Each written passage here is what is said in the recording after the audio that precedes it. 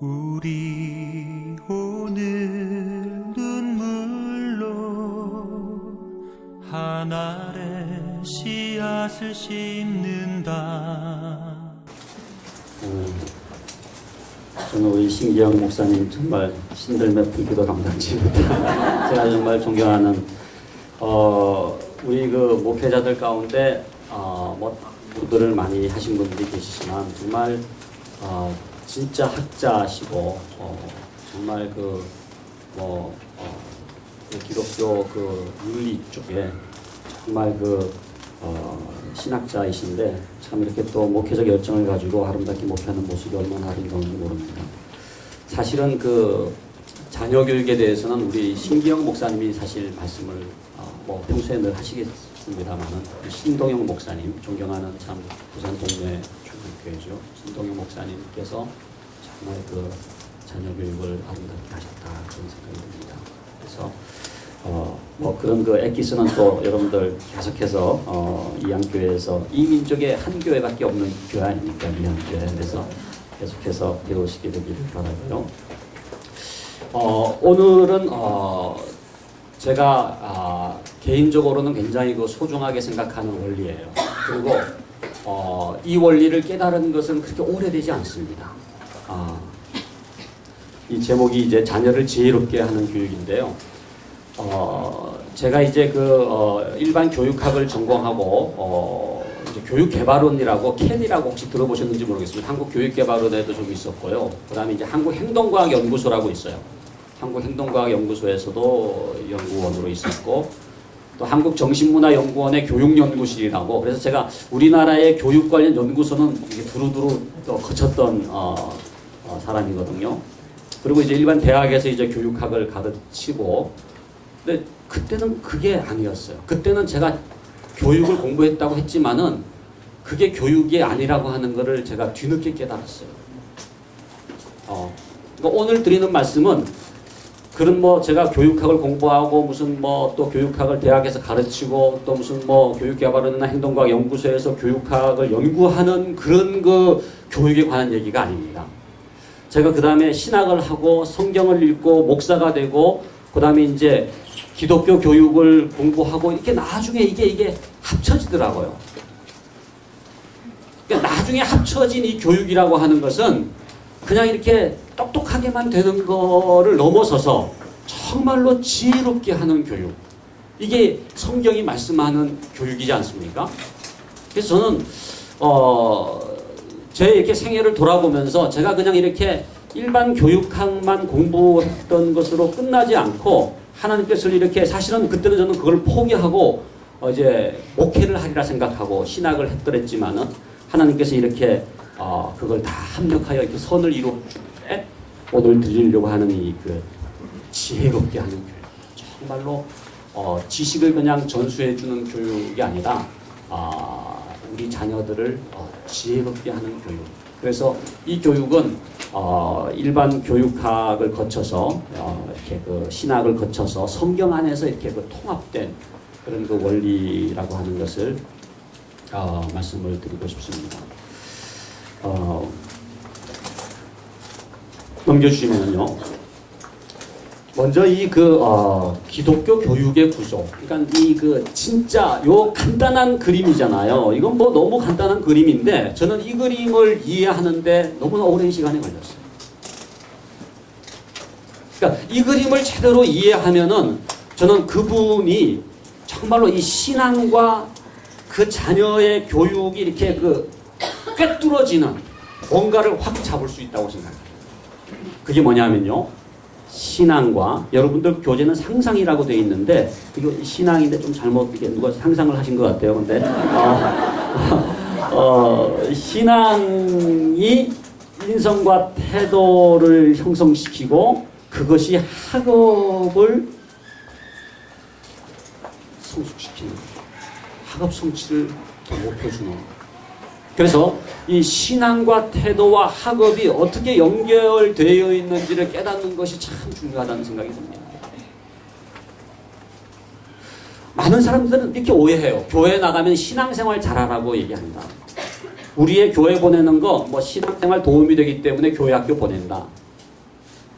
근데 부모들의 관심은 학업에 가 있는. 그러니까 때로는 갈등이 돼. 교회 학교 고등학생 됐으니까 안 보내는 게 더 낫지 않을까. 왜? 학업이 중요한데 이게 신앙이 자꾸 시간을 뺏으니까.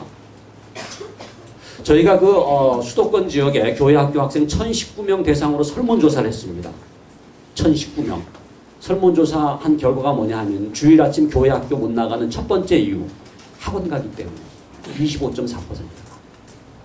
부모님이 교회 안 다니는 사람들이 아니에요. 부모님들이 교회를 다니어도 자녀를 학원 보낸다는 거예요.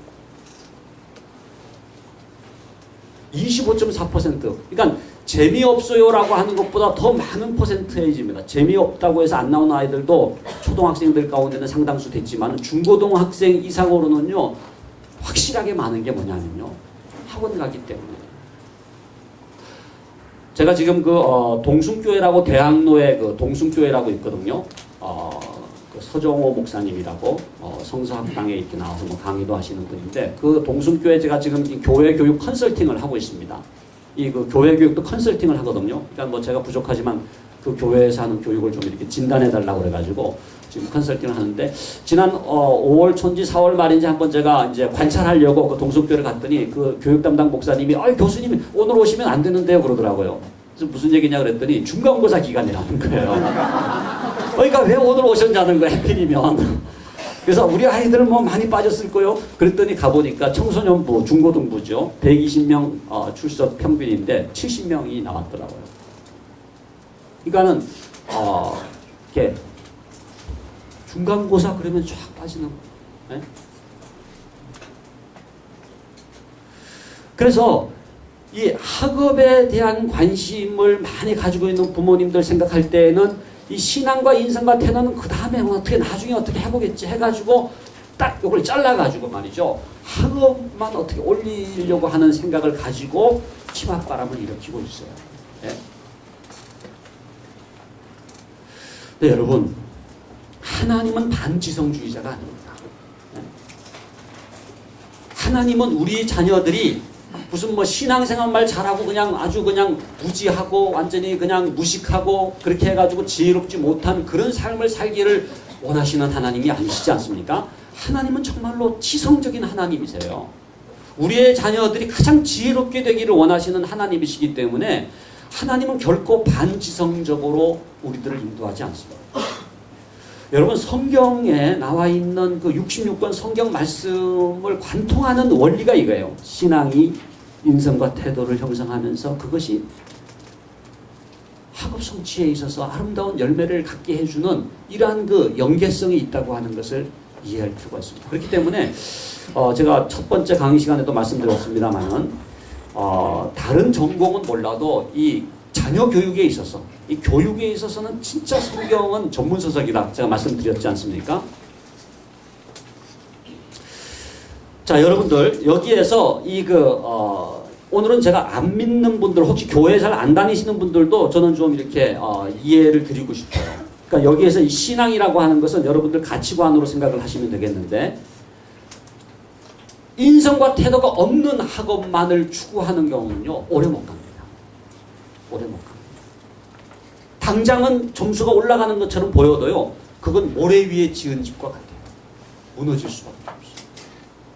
여러분 학업 성적이 중요하지만 그 학업 성적이 지속적으로 꽃피울 수 있도록 만들어주는 것은 기초가 튼튼해야 돼요. 그 기초가 뭐냐 하면 태도입니다. 인성입니다. 습관입니다. 예? 그 인성과 태도를 또 기초처럼 받쳐주는 것이 뭐냐 하면은 이게 신앙이에요. 신앙. 그러니까 여호와를 경외하는 것이 지식의 근본이다. 우리가 오늘 이제 본문 성경 말씀이 있다고 한다면 잠언 1장 7절 말씀이 조금 이따 좀 설명을 드리겠습니다만은 여호와를 경외하는 아이가 인성을 형성하게 되고 태도를 갖게 되고 그것이 지식의 근본이 된다라고 하는 이것이 하나님의 원리입니다. 그래서 저는 제 자신도 이거를 지금 깨닫고 제 삶을 여기에 이렇게 지금 쏟아 부으려고 해요. 이 원리를 정말로 더 증명할 뿐만 아니라 이 원리를 우리 사랑하는 성도님들에게 나누어 드리고, 그래서 어떻게 신앙이 인성과 태도에 영향을 주고 이게 학업에 영향을 주는지에 대해서 함께 나누기를 원하는데요. 이게 함께 가는 학업은요, 갈수록 꽃이 많다. 갈수록 누적적이 되고 축적적이 되는 거예요. 그러니까 잠깐 그냥 이렇게 무슨 뭐 성적이 올랐다가 사라져가는 것이 아니라 쫙 지속적으로 지혜로워져요. 그래서 제가 우리가 첫째 시간에 말이죠, 그 7가지 원리를 말씀드릴 때 첫 번째 원리가 경외의 원리라고 했죠. 경외의 원리, 그죠? 그러니까 여호와를 경외하는 게 왜 중요하냐? 어릴 때부터 가정 예배가 왜 중요하냐? 예? 어릴 때부터 하나님 앞에서 무릎 꿇고 기도하는 게 왜 중요하냐? 그러한 신앙이 그 아이의 어떤 그 인성을 형성하는, 그 아이의 태도를 형성하는데 그것이 그 아이의 평생을 지혜롭게 하는 능력이 되기 때문에 그래요. 그러니까 나이가 어린 자녀일수록 지금 이 원리를 듣는 부모님들은 축복입니다. 근데 나이가 들었어도 이 원리는 여전히 유효해요. 자녀가 대학생이라도요, 이 원리는 유효합니다. 예? 출가를 했어도 이 원리는 유효해. 하나님의 말씀, 진리기 때문에, 영원히 변치 않는 진리기 때문에.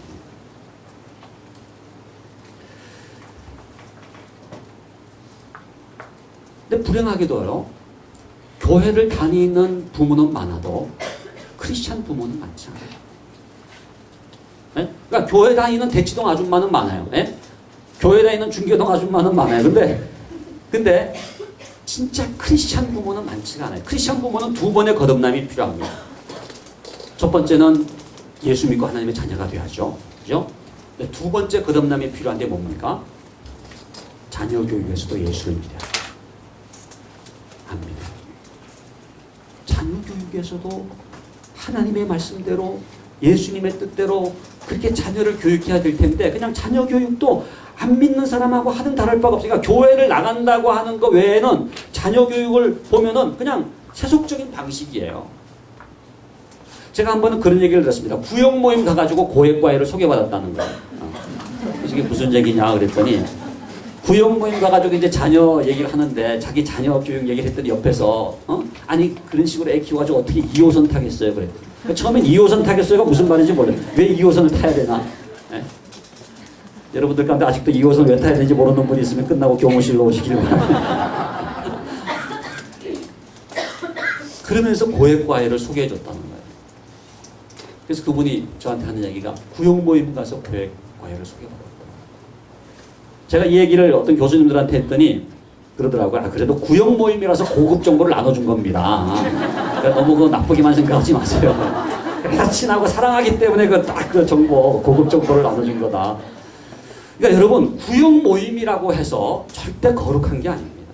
특별히 자녀 교육에 있어서요, 여전도의 모임, 구역 모임 같은 데서 이루어지는 대화를 들어보면요, 그냥 세속적이에요. 개 모임인지가 구분이 안 돼요. 개 모임인지 구역 모임인지가 구분이 안 돼요. 제가 얼마 전에는 이렇게 그 교회 갔더니 젊은 여전도의 회원들이에요. 여 집사님도 계시고 젊은 엄마들이 모여서 얘기하는데 뭐냐면은 자녀를 명문대 보내기 위해서 4가지 조건이 있어야 된다고 하더라고요. 4가지 요소가. 첫 번째가 뭐냐면 자녀의 체력이라는, 자녀 끝까지 버텨줘야 되기 때문에 이렇게 자녀가 체력이 있어야 되고, 할아버지의 재력, 그러나 할아버지의 재력. 그러니까 당대의 재력 가지고는 안 되고 이 할아버지가 재력이 있어야 된다는 거예요. 그 다음에 세 번째가 뭐냐면 엄마의 정보력입니다. 엄마의 정보력. 그러니까 엄마가 이게 정보액은 밝아야 된다는 거예요. 예? 네 번째가 뭐냐면은 아빠의 무관심이에요. 아빠의 무관심. 그러니까 아빠가 괜히 끼면 안 된다는 거예요. 그러니까 아빠는 그냥 돈만 내고 그냥 이렇게 무관심해야지, 엄마가 딱 해서 정보 파악해가지고 판단하게 해야지. 아빠의 무관심. 근데 이 얘기를 하는 그 엄마들이 교회에 다니는 엄마들이에요. 예? 물론 엄마의 정보력이 중요합니다만은, 여러분 가장 중요한 정보력은 하나님의 정보력 아닙니까? 하나님께서 원하십니다. 그러니까 제가 무슨 생각이 드냐면요, 야 정말 자녀 교육에 있어 크리스찬이 넌 크리스찬과 다를 것이 무엇이 있는가? 네? 그러니까 우리가 믿는다고 하지만 말세에 믿는 자를 보겠느냐는 주님의 말씀처럼 정말로 이 마지막 때 자녀 교육에 있어서 정말로 믿음이 있겠는가? 제가 자녀교육 신앙의 리트머스 종이라고 하는 그 컬럼을 쓰면서 정말로 하나님께서는 오늘 우리들의 신앙을 테스트하실 때 아브라함을 그렇게 테스트하신 것처럼, 그죠? 자녀교육으로 테스트하시는데 그 자녀교육에서 예수 믿는 사람이 진짜 예수 믿는 사람이다. 저는 그런 생각이 들더라고요. 그래서 정말 하나님께서 저에게 허락해 주신 이 자녀들을 어떻게 교육해야 되겠습니까? 하나님의 뜻대로 교육하려 합니다. 그래서 그냥 교회 다니는 부모가 아니라 크리스찬 부모입니다. 이 신앙과 인성과 태도와 이 학업이 이렇게 연결되어 있어서 이것으로 그러니까 우리가 그 아이가 지금 무식해지는 걸 원하지 않죠. 자녀가 지혜로워지는 것을 원치 않는 부모가 누가 있겠습니까? 근데 진짜 지혜로워지는 길을 가지 못하는 거예요. 제가 볼 때는.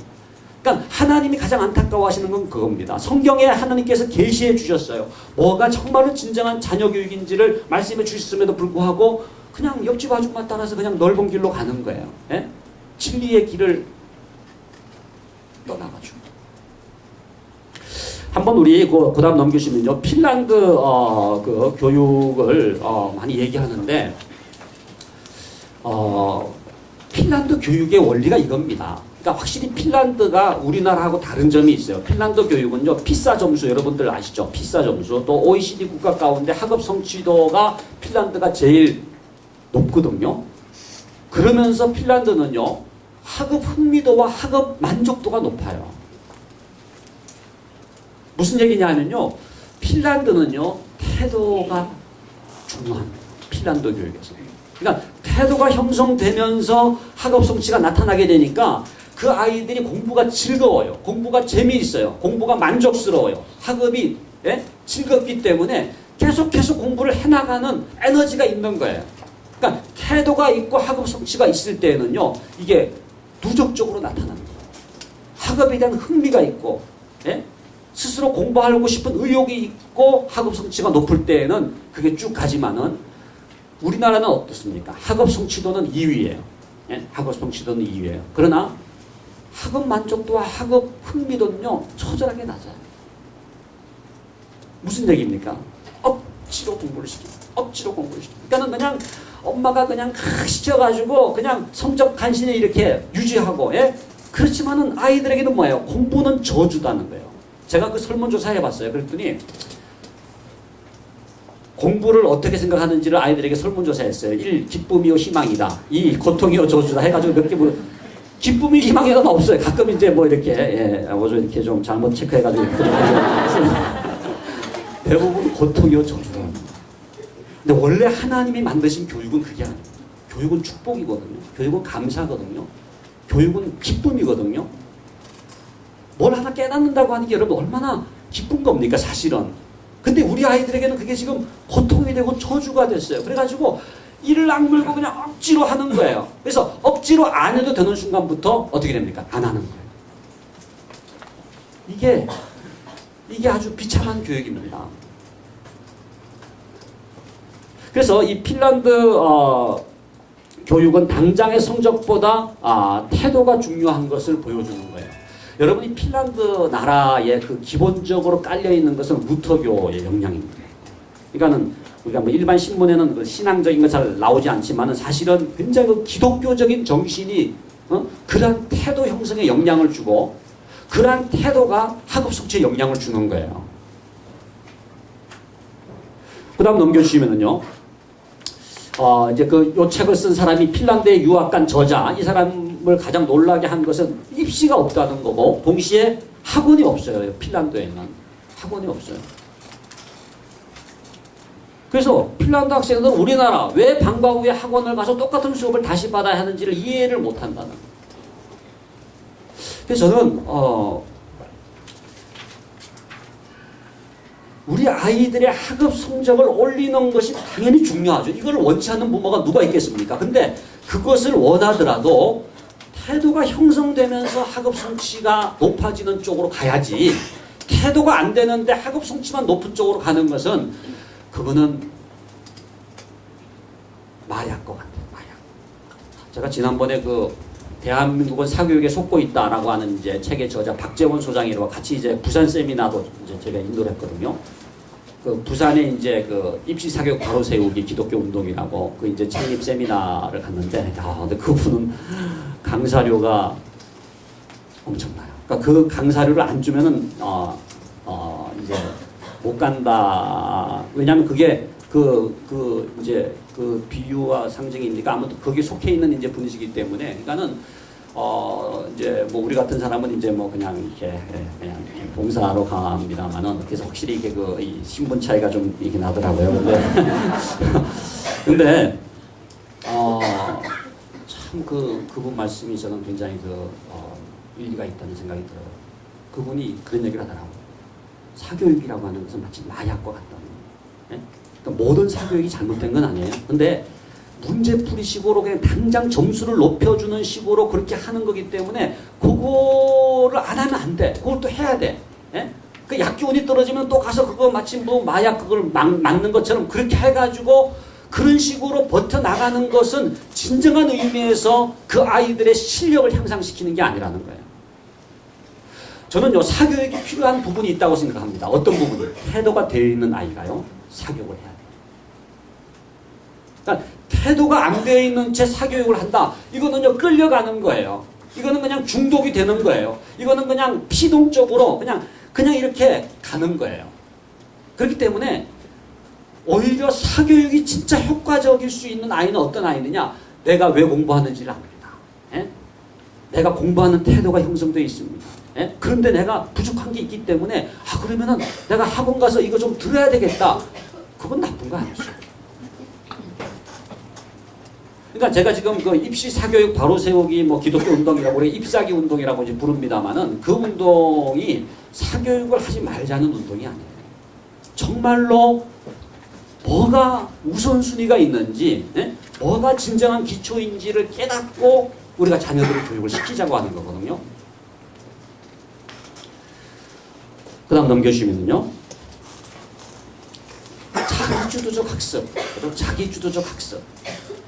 아마 지금 우리 교육에서 가장 많이 쓰여지는 용어가 있다면 이 self-directed learning, 이 자기주도적 학습이라는 용어를 많이 들어보셨죠, 그죠? 이 자기주도적 학습이 뭡니까? 이거는 학습자 스스로 학습 목표를 설정하고 학습 과정 및 전략, 학습 자원을 결정하여 학습을 수행하고 학습 결과를 스스로 평가하는 일련의 학습 과정을 말한다. 뭐 이 복잡한 내용은 기억할 필요. 그러니까 스스로 공부하는 학습, 이게 자기주도적 학습이죠, 그죠? 스스로 공부하는 학습이에요. 이 자기주도적 학습의 반대말이 뭡니까? 자기주도적 학습의 반대말. 네? 네. 엄마주도적 학습. 엄마주도적. 네? 뭐 타임 이렇게 얘기할 거 없어요. 엄마주도적 학습.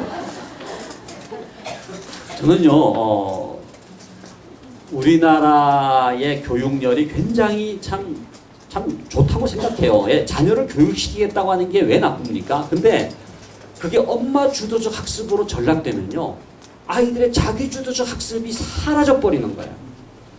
그러니까 엄마가 자녀의 교육에 관심 갖는 것과 엄마가 주도적으로 해버리는 것은 다릅니다.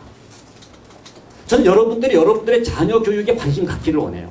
정말 그 아이가 훌륭한 아이 되기를 원하고, 그 아이가 어떻게 공부해야 되고 어떻게 정말 성적이 향상될 수 있을까에 대해서 무관심하면 안 되죠. 관심을 가져야 되죠. 그러나 그 아이가 스스로 공부할 수 있는 자기주도적 학습을 세워주는 방향으로의 관심을 가져야지 엄마가 주도적으로 해버리면 안 돼요. 그래서 지금 대부분의 문제되는 케이스가 뭐냐면요, 엄마가 관심이 없는 게 아니에요. 과잉 관심. 관심이 단지 많다는 것만이 아니라 엄마가 그냥 주도적으로 계속해서 해가지고 그냥 그 아이 옆에서 그냥 해가지고 그 아이를 억지로 끌고 가가지고 엄마가 그야말로 세상죄를 지고 가는 어린 양처럼 돼가지고 그 아이를 끌고 가가지고 뭘 이렇게 다 그냥 공부를 시킨다라고 생각할 때 가장 심각하게 상실되는 게 뭐냐면 우리 자녀의 자기주도적 학습입니다. 그래서 넘겨주시면은요, 두 가지 중요한 핵심 개념이 있어요. 이 두 가지 개념을 이해하는 게 저는 굉장히 중요하다고 생각합니다. 첫 번째는요, 러닝이에요, 러닝. 여러분 교육은요, 과거에는 교육을 티칭이라고 생각해요. 티칭. 그죠? 교수. 그러니까 대부분 뭐 가르치는 게 교육이다 이렇게 생각하잖아요. 예? 대학에서는 강의하는 게 교육이라고 생각하죠. 예? 교회 학교에서는 분반 공부 이렇게 가르치는 걸 교육이라. 그거는 옛날 개념이에요. 전통적인 개념이에요. 여러분 아무리 선생님이 가르쳐도요, 아이들에게 학습이 일어나지 않으면 그건 교육이 아닙니다. 그러니까 지금 교회 교육도 그렇고 가정교육도 그렇고 학교교육도 그렇고 가장 심각한 문제가 뭔지 아세요? 가르침은 있지만 배움이 없는 거예요. 그러니까는 교회 학교 선생님이 막 침을 튀겨가면서 좀 가르쳐. 예? 분반 공부를 해요. 근데 아이들에게는 러닝이 일어나지 않아요. 학습이 일어나지 않아요. 그거는요, 베드로의 고백처럼 밤이 맞도록 수고를 했지만 잡은 것이 없나이다. 그죠? 허무한 고백을 할 수밖에 없어요. 가정에서 부모님이 야 너 해가지고 그냥 계속 잔소리하고 아이들의 앞에서 가르치고 훈화하고 강의하고 해도 여러분 만약에 그 아이에게서 변화가 일어나지 않으면요, 그건 교육이 아닙니다.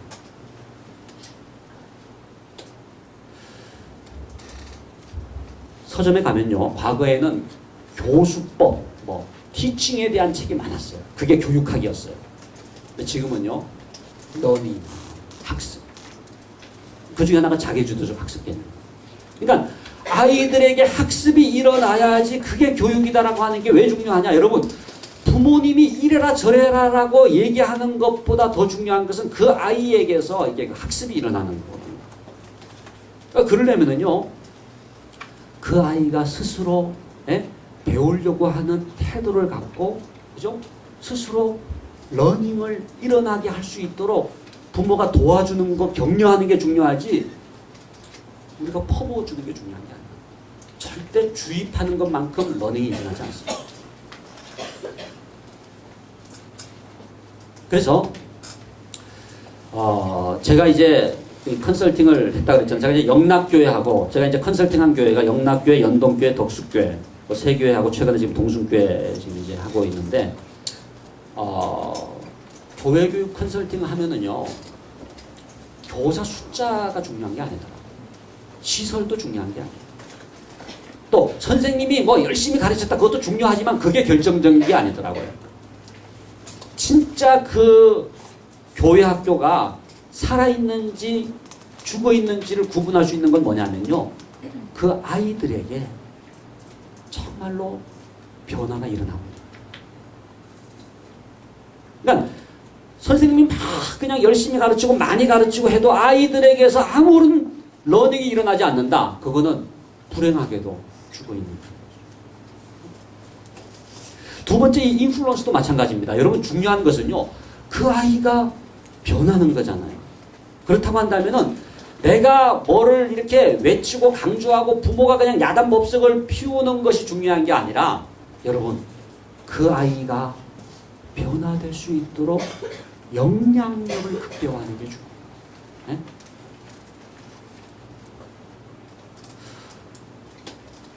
리더십에서 여러분 요즘에 기업체에서 뭐 여기 뭐 기업 하시는 분들은 더 잘 아시겠습니다만은, 우리가 리더십에 있어 변혁적 리더십 있지 않습니까? 서번트 리더십도 마찬가지, 종의 리더십도 마찬가지입니다만은, 지금 각광받는 리더십은요, CEO가 전면에 나서 가지고 막 이렇게 휘두르는 게 아니에요. 일이 되게 하는 거예요. CEO가 보이지도 않아. 그러나 일이 돌아가. 이게 영향력이거든요. 그러니까 이 섬김의 영향력이라고 하는 것은 CEO가 군림해가지고 무슨 뭐 이렇게, 그게 아니라 보이지 않는 것처럼 보이지만은 막 굴러가는 거 전부 다 막 힘을 내고 막 그냥 격려를 받고 그래가지고 이게 영향력이 극대화되는 거예요. 저는 목회나 우리 교회도 마찬가지라고 생각해요. 이게 영향력이 굉장히 중요한 거예요. 전도도 뭡니까? 지금 우리 한국 교회가요, 뭐 캐톨릭하고 뭐 우리 통계청 나온 거 비교해 보면 굉장히 우린 마이너스 1.6% 이렇게 감소하고 있는 것 중에 굉장히 중요한 이유가 뭐냐면요, 영향력의 감퇴입니다. 그러니까 나가가지고 막 전도하는 것 자체도 중요한데 가장 중요한 타겟은 뭡니까? 영향력이 일어나는 거예요. 네?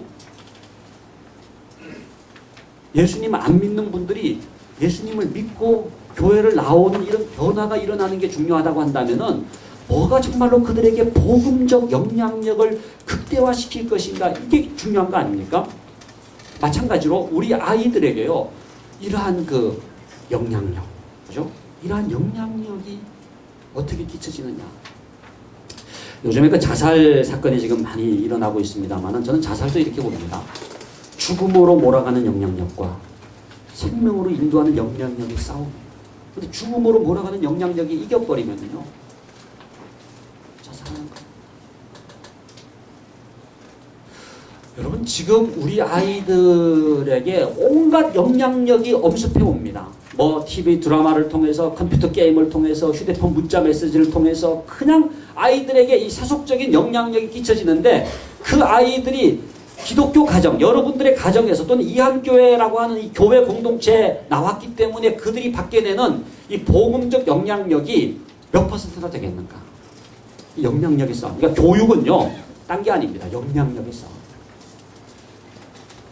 그래서 어떻게 하면 우리가 아이들로 하여금, 우리의 자녀들로 하여금 진짜 그들에게서 학습이 일어나고, 그리고 그들이 진짜로 이렇게 변화될 수 있도록 영향력을 끼칠 수 있겠는가, 이렇게 생각하는 부모가 지혜로운 부모입니다. 그러니까 내가 의로운 게 중요한 게 아니에요. 내가 할 일 다 했다가 아니에요. 내가 너 위해서 내가 뼈 빠지도 일해가지고 내가 지금 과외비, 내가 학원비 내가 다 냈다, 이게 중요한 게 아니에요. 그 아이에게 지혜로운 변화, 그죠? 그 아이들에게 정말로 이 학습이 일어나고 우리가 기대하는 바 그런 그 바람직한 변화가 일어나도록 영향력을 끼치는 게 중요하죠. 제가 지난주에 이렇게 버스 타고 오다가 문득 그 생각이 나더라고요. 여러분, 우리나라의 교육열이 얼마나 강합니까?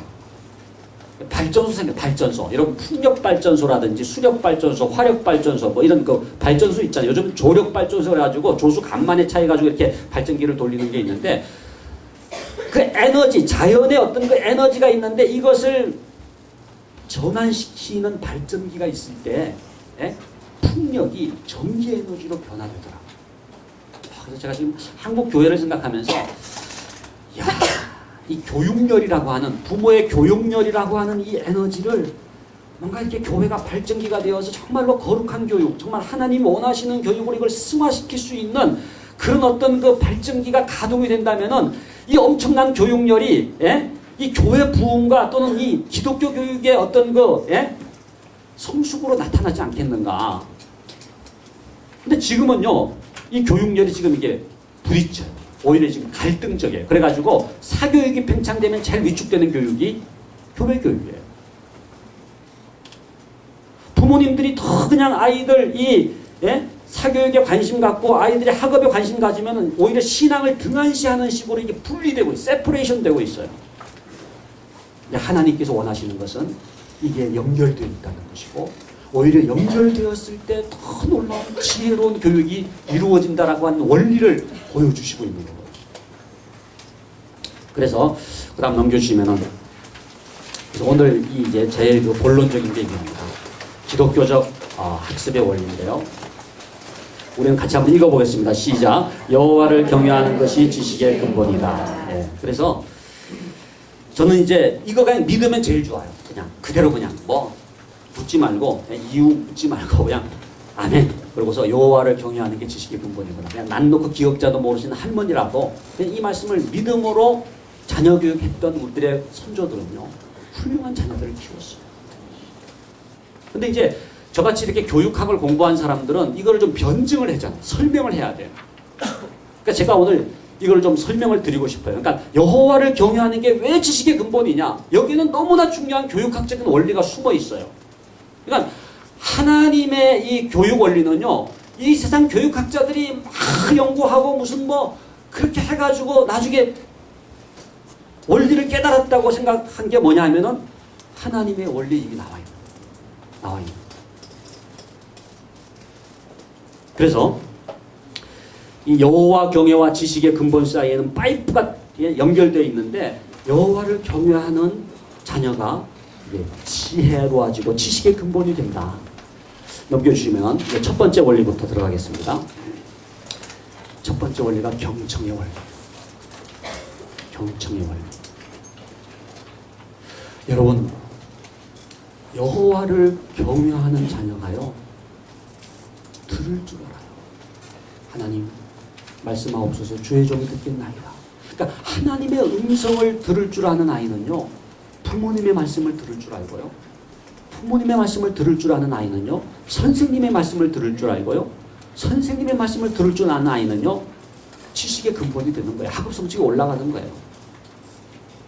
저는요, 지금도 제가 장신대 우리 여기 제자들도 몇 명 있습니다만은 기말고사를 사실 저는 시험 칠 필요를 못 느껴요. 왜? 누가 성적 잘 나올 줄 알아요. 어떤 아이입니까? 듣는 아이. 예, 교수님, 선생님을 배우죠.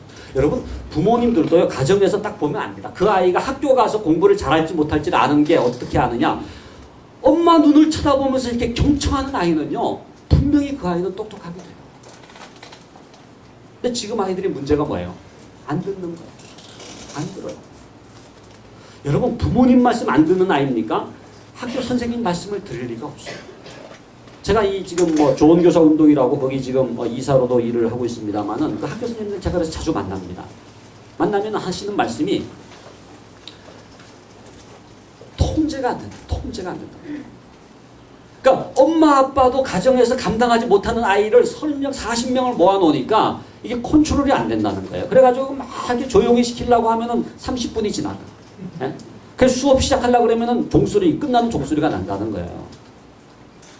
물론 저는 이제 교사들의 어떤 그 뭐 역량이라든지 자질에도 문제가 있을 수가 있겠죠. 근데 저는 가정교육에 문제가 있어요. 지난번에 말씀드렸죠. 이고 익스펜션, 자아 팽창. 예? 그냥 아이들 그냥 오냐 키우다 보니까는 이 아이들이 그냥 듣질 않고 그냥 예? 자기 마음대로 그렇게 기고만장해가지고 그렇게 컨트롤이 안 되는 아이들은요, 학교에서 주의가 산만합니다. 저는 어릴 때 그 여러분들 아마 그 성적표에 이렇게 이 아이는 뭐 주의가 산만하오니 무슨 뭐 주의가 요청된 그런 거 많아. 근데 굉장히 저는 중요한 표현이라는 생각이 들어요. 주의가 산만한 거는 예? 이게 지금 들을 줄 경청이 안 되는 거기 때문에. 여호와를 경외하는 아이가요, 하나님의 권위를 인정하잖아요. 하나님의 권위를 인정하는 아이가 부모님의 권위를 인정합니다. 부모님의 권위를 인정하는 아이가 선생님의 권위를 인정할 줄 알아요. 선생님의 권위를 인정하는 아이가요, 성적이 오르는 거예요. 여러분, 교육이라고 하는 것은 마치 물이 높은 데서 낮은 곳으로 흐르는 것처럼 권위가 있는 데서부터 흘러내리는 게 교육입니다. 그러니까 모든 교육에서 가장 중요한 게 뭐냐면 오소리티예요. 권위입니다. 권위주의가 아니라 권위를 인정하는 데서부터 교육은 시작됩니다. 그러니까 하나님을 경외한다고 하는 건 뭐예요? 하나님의 권위를 인정하기 때문에 우리가 무릎을 꿇지 않습니까? 가정 예배를 통해서 우리가 무릎을 꿇죠. 예? 기도할 때 무릎을 꿇죠. 하나님의 권위를 인정할 줄 아는 교육은요, 교육 중에 교육입니다. 모든 교육의 가장 엑기스는요, 하나님 앞에서 무릎 꿇을 줄 아는 거예요. 거기에서부터 권위를 배웁니다. 그 아이가요, 부모를 공경할 줄 알아요. 부모의 권위를 아는 아이가요, 선생님의 권위를 알아요. 그 아이는요, 들을 줄 알아요. 그러니까 제가 무슨 무슨 권위주의를 옹호하는 게 아니고요, 정말로 우리가 배우기를 원한다면은 권위를 인정합니다. 교회에서도요, 여러분, 목사님의 권위를 인정한다고 하는 건 여러분의 축복입니다. 왜냐하면은 그게 진정한 배움을 가능케 하기 때문에. 그러니까 우리 자신들도 정말로 우리가 권위주의가 아니라 정말로 내면적인 존경을 받을 수 있는 그런 지도자가 되도록 노력을 해야 되겠죠. 근데 우리 자신들이 또한 누군가의 권위를 인정할 때 그 사람은 또 배우는 거예요. 그래서 왜 여호와를 경외하는 자녀가 지식의 근본이 되느냐? 경청하는 거. 예? 경청하는 거. 그래서 뭐 요즘에 이 경청에 대한 책이 굉장히 많습니다. 예? 근데 이 책이 중요한 게 아니라 우리 아이들이 어릴 때부터 하나님의 음성에 귀를 기울일 수 있는, 마치 사무엘의 어린 시절처럼 하나님의 권위를 인정하고 주여 말씀하옵소서 주의 종이 듣겠나이다 라고 하는 겸손한 마음을 갖는 아이로 키우는 게 왜 학업 성적과 관련되느냐? 경청하는 아이가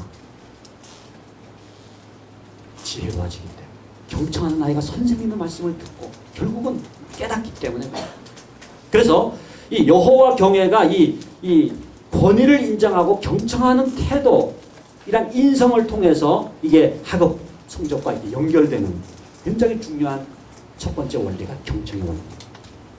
두 번째, 성품의 관리. 성품의 관리.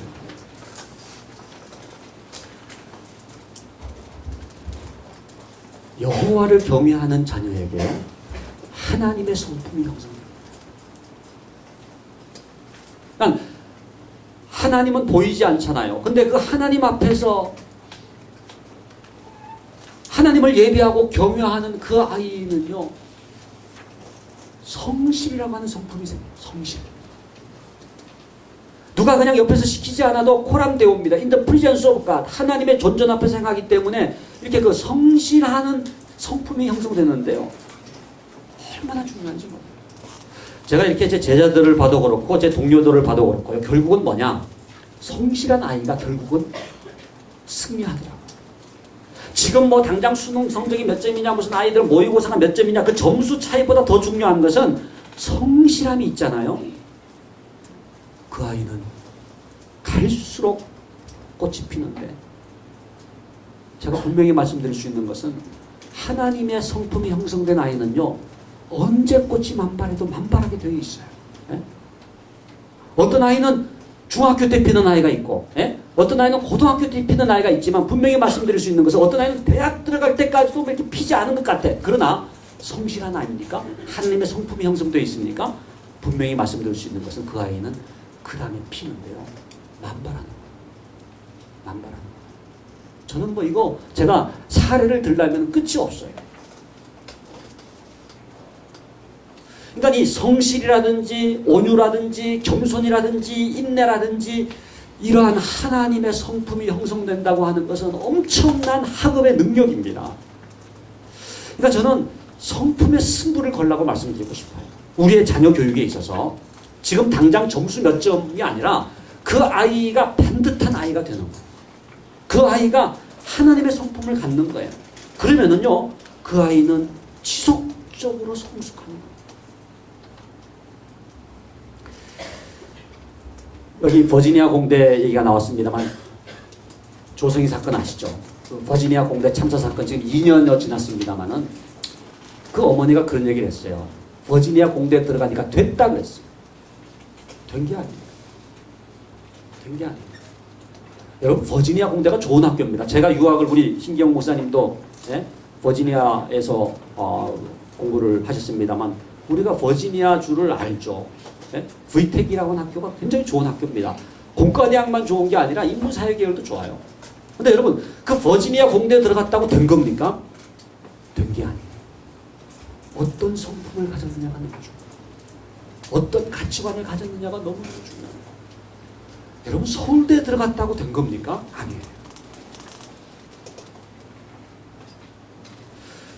저는 어제도 말씀드렸습니다마는 정말 우리가 무엇을 자녀 교육의 성공이라고 이름 부르는가? 여러분, 자녀가 진짜 이렇게 명문대 들어가는 게 궁극적인 목적입니까? 아니면 진짜 자녀가 행복한 삶을 사는 것이 우리의 바람입니까? 예? 여러분, 그 자녀가 똑똑해지는 것이 궁극적인 목적입니까? 아니면 정말 그 자녀가 참 하나님의 사람으로서 수많은 사람들에게 유익을 주는 복의 근원되는 삶을 사는 사람이 우리의 궁극적인 목적입니다. 스카이에 들어가는 것, 저는 여러분들 자녀들이 소위 명문대학에 다 들어가기를 원해요. 그러나 그게 성공 자체는 아닙니다. 뭐가 뒷받침이 돼야 돼요? 성품이 뒷받침이 돼요. 여러분, 나중에 노후에 말이죠, 부모님으로서 자녀들로부터 효도를 받으실 생각이 있으십니까? 근데 어떤 자녀가 효도를 할 것 같아요? 네? 무조건 똑똑하기만 하다고 해서 효도하는 게 아니에요. 정말 사람이 돼야 돼요. 사람. 제가 지금 뭐 CEO들을 많이 만난 건 아니지만요, 최근에 이제 기업체 사장을 하시는 CEO들을 몇 분 만나니까요, 아주 이구동성으로 하시는 말씀이, 사람 뽑는 기준이 이제는 무슨 뭐 명문대 그게 아니라 물론 명문대라고 하는 건 똑똑하다고 하는 걸 상당히 보증해 주잖아요. 그러나 그분들이 진짜로 보는 건 대인관계거든요. 대인관계. 성품이에요, 성품. 같이 일할 수 있는 팀워크가 되는 사람을 뽑고 싶다는 거예요.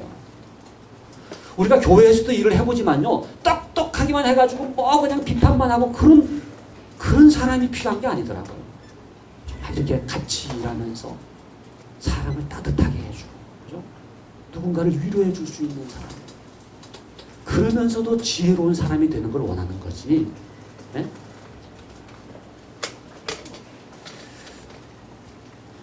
제가 한 번은 이렇게 기독 학부모 이제 교육을 하는데, 여기 앞에 앉으신 어떤 어머님이 중학교 1학년, 중학교 3학년 딸을 둔 엄마예요. 근데 딱 저한테 그냥 그분이 아주 당돌하게 실이 이렇게 딱, 중간에도 딱 질문하더라고. 얘기를 딱 듣고서. 아니, 교수님 그러면서, 하시는 말씀이 자기 중3짜리 아이가 너무 밉다는 거예요. 그래서 무슨 얘기입니까? 그랬더니 중3 딸아이가 큐티를 아침에 1시간씩 한다는 거예요. 네? 그러니까 자기 생각에는 그 시간에 수학 공부를 해야 되는데, 네? 그분의 표현이 하면 그년이 그러더라고요. 근데 걔가 그 시간에 큐티를 한다는 거예요. 그러면서 걔한테 그랬대. 너 큐티는 점심 먹고 졸릴 때 하고, 그 아침 그 시간에 수학 좀 해라, 수학 좀 해라. 그렇게 얘기했다는 거예요. 그러면서 하시는 말씀이 그 아이에게 큐티를 가르쳐주는 그 교회학교 선생님이 너무 밉다는 거예요. 네? 누군지 그냥 자기가 찾고 싶다는 얘기를 하더라고요. 제가 그 어머니한테 다른 어머니 얘기를 해드렸어요. 어떤 어머니냐. 좀 나이 드신 권사님이신데 자기 평생의 가장 큰 실수. 너 대학 들어간 다음에 교회 나가면 안 되겠니? 라고 말하는 것이 자기 생애의 가장 뼈아픈 실수였다. 자기 아이가 이제 중학교 때까지는 교회 잘 다녔는데 고등학교 들어가면서 너 대학 들어간 다음에 교회 나가면 안 되겠네 해가지고 교회를 못 다니게 해가지고 공부만 시킨 거예요. 자기 생각에는 명문대 들어가고 교회도 나가면은 일거양득이 아니겠느냐 생각해가지고 전략상 그냥 그렇게 했겠죠. 그걸로 완전히 떠났어요. 평생 교회를 안 다니고 얼마나 상처를 주는지 모릅니다.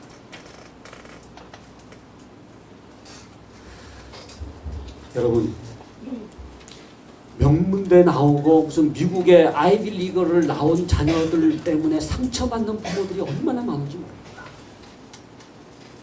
네? 중요한 것은요, 성품이에요, 성품. 네? 그리고 그 성품이 되어 있을 때 지속적으로 학업이 가능한 거예요. 여기 한번 여기 밑에 나오죠. 미국 명문대 한 학생 중퇴 비율 44%. 그 다음 넘겨주시면은요.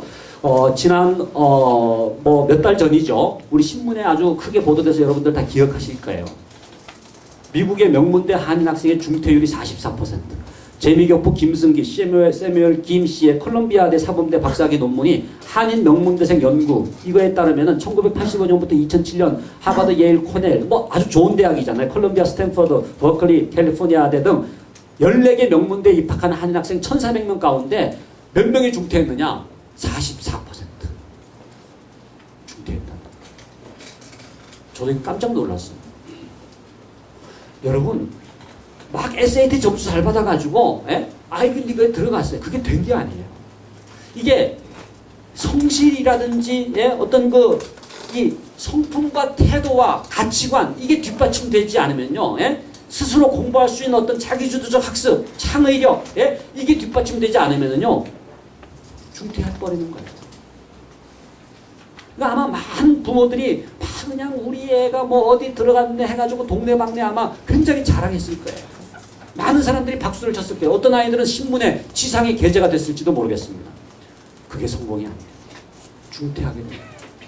어떤 교수님이 그러더라고요. 이거는 중퇴 비율만 따진 거지 그 아이가 정말로 사회에서 제대로 성공했느냐를 따지면은 90% 정도가 중퇴하는 거 아니겠느냐, 탈락하는 거 아니겠느냐 그런 얘기를 하더라고요.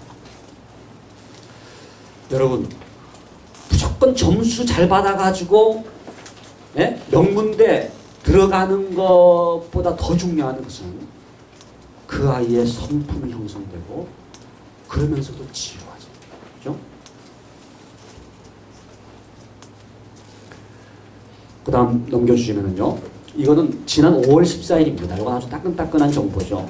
불과 뭐 몇 달 안 됐으니까. 근데 다 보셨죠? 조선일보 보시는 분들은 저는 뭐 조선일보는 보진 않습니다만은 이게 인터넷에 떠 있는 것을 보고서 제가 조선일보를 찾아가지고 다시 한번 읽어봤습니다만은 하버드대생 268명의 인생을 추적을 해보니까 3분의 1이 정신질환이라는 거예요.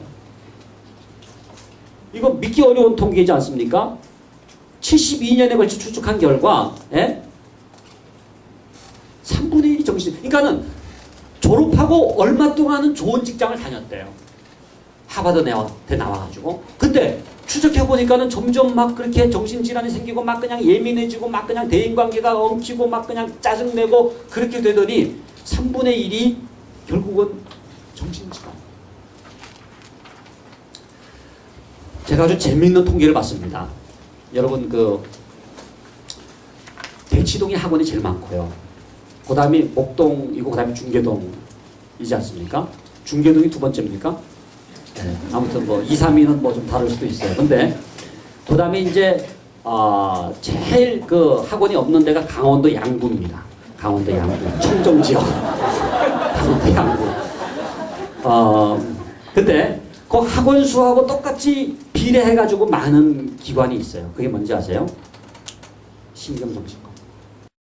정확하게 똑같아요. 그거 제가 통계 직접 봤어요. 그러니까 강원도 양구가 제일 없어요.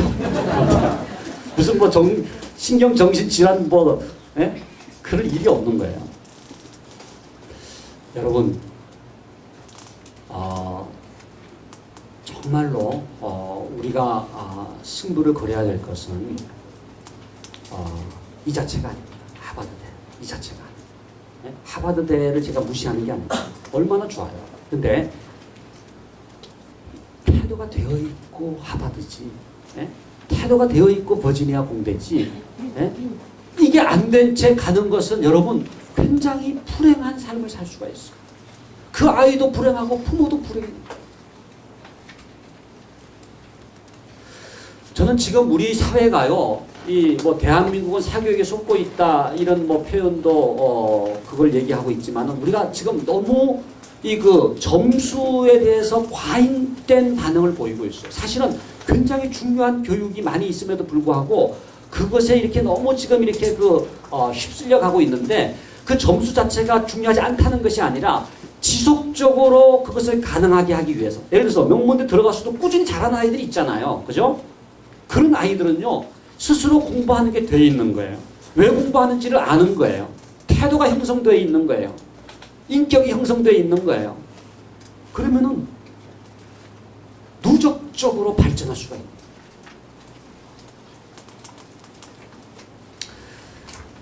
그래서 두 번째 이게 성품의 원리고요. 그 다음에 세 번째 집중의 원리입니다. 집중의 원리.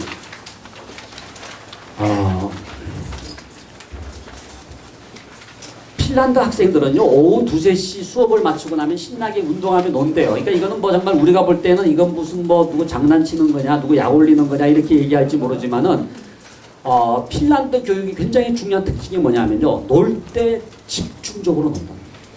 그 집중성이 전이가 된다, 트랜스퍼가 된다는 거예요. 네? 우리나라는 지금 어떠냐 하면요, 아이들이 하루 종일 공부해.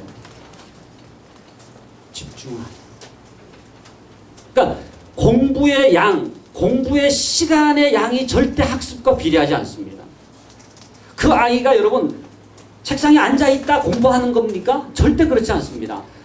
그 학습 심리학자들이 분석한 거를 보면요, 책상에 앉아있지만은 온갖 잡생각하고 끄적끄적하고 해가지고 진짜 공부하는 건 3시간 앉아있는데 20분도 안 돼요. 그러니까 뭐냐 하면요, 우리 엄마들은 그 아이를 그냥 묶어둬가지고 어떤 분은 그냥 화장실에 왜 그렇게 오래 가 있냐고, 너 빨리 나와라, 너 야 빨리 나와. 그래서 그냥 막 화장실 문 열고. 에? 배변의 자유는 여러분 누리게 해줘야죠. 에? 배변의 즐거움은 누리게 해줘야 되지 않습니까? 어떤 부모는 또 이렇게 공부방을 밖에서 잠궈 해가지고 나오지 못해. 그래가지고. 근데 여러분 그게 절대 공부 시간이 학습 시간과 비례하지 않습니다. 중요한 건 집중을 해야 돼요. 컨센트레이션. 집중을 할 수 있도록 해야 돼요. 여러분, 기본적으로 인간이요, 뭔가에 집중하기 위해서는요, 릴렉스하는 게 필요합니다. 예? 긴장을 푸는 게 필요한 거예요. 우리도 그렇잖아요. 예? 우리도 긴장을 풀어야지 그 다음에 또 집중을 하는 거죠. 그래서 효과적으로 긴장을 풀 수 있도록 도와주는 엄마가 지혜로운 엄마예요. 그러니까 학습심리학에서는 이렇게 얘기합니다. 우리가 뭔가를 이렇게 집중하기 위해서는 전 단계가 있거든요. 예를 들어서 여러분들도 바로 책상에 앉아가지고 업무 딱 하는 게 아니라 컴퓨터 이렇게 해가지고 무슨 뭐 이메일 체크도 하고서 뭐 이렇게 그 다음에 또 이렇게 뭐 다음 한번 들어갔다 이렇게 그 다음에 마음이 이렇게 서서히 해가지고 그 다음에 이제 뭔가 레포트를 쓰든지 뭐 이렇게 일을 하잖아요. 아이들에게도 그런 어떤 그 과정이 필요하거든요. 그러면은 그 과정을 그냥 너무 길게 해가지고 아이들 시간 허비하는 거는 아주 그 잘못된 거죠. 근데 그 아이들에게 네가 하고 싶은 것을 적절하게 릴렉스 차원에서 할 수 있도록 도와주면서 집중하도록 도와주는 게 효과적인 것이지 무조건 그냥 시간으로 승부를 걸려고 해요. 몇 가지 지금 잘못된 오해가 있습니다. 그 중에 하나가 이제 공부의 양이, 이 시간이 학습을 결정하는 줄 생각하는 이런 오해. 첫 번째 오해고요. 두 번째 오해는 뭐냐면요. 부모의 사회 경제적 지위가 아이들의 학업 성적을 높게 만든다라고 하는 건 오해예요. 제가 나중에 그게 왜 오해인지를 말씀을 드릴게요. 그 다음에 세 번째가 IQ가 지능이 아이들의 학업 성적을 결정하게 될 것이다라고 하는 오해가 있어요. 이 세 가지 오해를 깨트릴 때 그 아이의 진정한 지혜로운 교육이 가능합니다. 그 중에 굉장히 중요한 게 이게 집중의 원리, 시간의 양으로 승부하지 마세요. 여러분 과거에는 뭐 저희 고등학교 다닐 때도 그렇고 고등학교 1학년 때 팽팽 놀다가도요 2학년 때까지 놀다가 2학년 겨울방학 때 그냥 콱 공부해가지고 성적이 그냥 쫙 올라가는 애들이 있었어요. 예? 그러니까 전교 그냥 지난번 제가 말씀드린 것처럼 이렇게 무슨 총점인 줄 알았는데 석차다 이런 식으로 이렇게 밑에 깔렸다가도 쫙 올라갈 수가 있었던 시절이 있었잖아요. 지금은 그게 가능하지 않다는 거예요. 왜? 질려버렸어요. 지금은 여러분 공부에 질려버렸어요. 옛날에는 공부를 안 하고 팽팽 놀면서 공부에 대한 사모함이 있어서 죄책감이 있었어요. 내가 언젠가 공부해야 될 텐데. 공부에 대한 호기심도 있었어요. 그래가지고 공부 너 신선하다 해가지고 공부를 안 하던 애는요 어느 날 갑자기 공부가 그냥 반가워. 그래가지고 그냥 놀자 해가지고 이렇게 하는 거 있잖아요. 그래가지고 공부를 하면은요 집중이 되기 때문에 쫙 올라가는 거예요. 근데 지금은 다 그냥 공부를 미분해버렸어요. 미적분해버렸어요. 그래가지고 어릴 때부터 그냥 요즘은 제가 보니까 태교 때부터 학습지 하더라고요. 태교 때부터. 해가지고 어릴 때부터 완전히 공부에 대해서 질려버리게 만들었어요. 여러분 선행학습이라고 하는 것이 아이들의 호기심을 가로막을 수가 있습니다. 그렇기 때문에 그 아이들에게 공부에 대한 어떤 사모함, 공부에 대한 호기심을 갖게 함으로써 그 공부에 대해서 집중할 수 있도록 해주는 것이 지혜로운 자녀교육의 방법이죠. 저는 우리 아이들이 기도를 한다든지 예배를 드린다든지 굉장히 집중, 여러분 그러니까 사실 제가 나중에 좀 이렇게 길게 이거는 책을 쓰고 싶은데요. 이 신앙적인 행위가 갖고 있는 굉장히 중요한 교육적인 요소들이 있습니다. 여러분 예배를 드릴 때 엄청난 상상력이 개발되는 거예요. 보이지 않는 하나님을 예배한다고 하는 것은요 그것처럼 이미지네이션 교육 좋은 게 없습니다. 제가 유태인 자녀교육 전공하는 친구들 얘기 들어보니까요 유태인들이 왜 그렇게 노벨상을 많이 받느냐 안식일을 쉬기 때문이라는 거예요. 그 사람 얘기는. 이게 무슨 얘기냐, 그러니까는 안식일을 쉬기 때문에 이렇게 6일 동안 이렇게 일하고 하루를 쉬는데 그것이 이렇게 몇천 년 쉬면서 그게 유전인자처럼 형성됐는데 그게 뭐냐면은 안식일, 이렇게 상상력의 보고라는 얘기라고. 상상력의 보고. 그러니까 제가 그 얘기를 들으면서 무슨 생각을 했냐면요. 야, 정말 그렇구나. 우리 아이들이요, 여러분 주일 아침에 교회 학교 나오는 거 여러분 그 아이가 학원 못 가고 시간 뺏긴다고 생각하고 그 시간에도 공부했으면 좋겠다고 생각하는 부모가 계실지 몰라도요. 여러분 엄청난 투자입니다. 이한교회 교회학교 나와가지고 여러분 그 아이가 예배를 드리잖아요. 상상력이 발휘돼. 창의력이 막 생겨요. 네? 그러니까 저는 예배를 통해서 하나님이 베푸시는 그 지혜의 은총이 놀랍다고 생각해요. 저는 뭐 목사의 아들이기 때문에 뭐 교회에서 뭐 살다시피 했죠. 옛날에는 문학의 밤 같은 것도 얼마나 좋았습니까? 요즘은 문학의 밤 같은 게 없는 것 같아요. 옛날에는 이렇게 그 낙엽에 이렇게 써가지고 이렇게 찢으면서 읽었던 적이 있었거든요. 그래가지고 뭐 다른 교회 가가지고도 이렇게 하고서 또 연애도 하고 이제 그랬던 기억이 납니다. 근데 그런 그 문학의 밤이라든지 이런 게 얼마나 좋은지 몰라요. 교회의 어떤 생활이라고 하는 것이 그냥 시간을 뺏기는 것이 아니라 엄청난 능력을 줄 수가 있는데 그 중에 굉장히 중요한 원리가 뭐냐는 바로 집중의 원리. 집중의 원리. 잠깐 쉬었다가 할까요? 예. 오늘은 조금 이게 좀 할 게 많은데 예. 10분만 쉬었다가 하도록 하겠습니다. 예. 그 간식 시간 왜 이렇게 표정이 밝은지 제가 오늘 깨달았습니다. 샌드위치를 먹어보니까 어제까지 계속 저는 그걸 왜 난 안 주나 근데 너무 맛있네요. 그냥 이렇게까지 먹었습니다.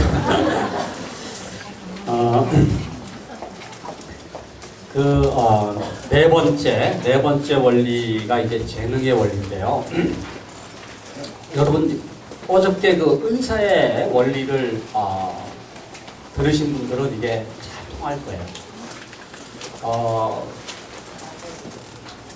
지금 교육학자 가운데 가장 유명한 교육학자가 있다면은 하버드 가드너라는 사람입니다. 하버드 대학교 교육학과 교수입니다. 그러면서 보스턴 의과대학 신경정신과 겸임 교수를 하고 있는 이 하버드 가드너가 왜 유명하냐? 다중지능 이론을 발표했다. 다중지능 이론. MIT라고 해가지고 Multiple Intelligence Theory. 그러니까 지능이 하나가 아니라 여러 지능이 있다는 거예요. 과거에는 그냥 IQ 하나지, IQ. IQ라고 하는 것은 두 가지만 잽니다. 언어지능하고 수리 논리지능입니다. 언어지능, 수리 논리지능. 근데 이 하버드 가드너가 이 뇌를 연구를 해보니까 뇌의 여러 부분들이 각각의 지능들이 있는데 언어지능, 수리 논리지능만이 아니라 음악지능이 있고요. 공간지능이 있고요.